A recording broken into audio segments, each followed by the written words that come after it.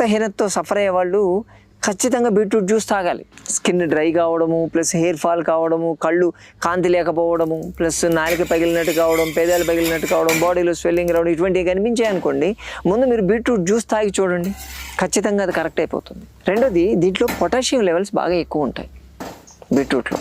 ఈ హార్ట్ రిథంలో తేడా వస్తుంది. కొంతమందికి పాల్పిటేషన్స్ లాగా వస్తూ ఉంటాయి, హార్ట్ కొట్టుకోవడంలో కొంచెం ఇబ్బంది వస్తూ ఉంటుంది చూసారా. అటువంటి వాళ్ళు మందులు కన్నా ముందు చేయాల్సింది బీట్రూట్ జ్యూస్ తీసుకోవడం అలవాటు చేయాలి.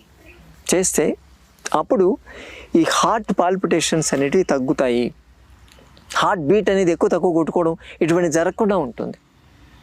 గాబరంతా పోద్ది, అంత బాగా పనిచేస్తుంది. అలాగే ఈ మతిమరుపు ఉంటుంది, డిమెన్షియా. ఒక ఏజ్ వచ్చిన తర్వాత, అంటే 50 ఏళ్ళు దాటిన తర్వాత ఈ మతిమరుపు సమస్య అనేది బాగా పెరుగుతుంది ఈ రోజుల్లో.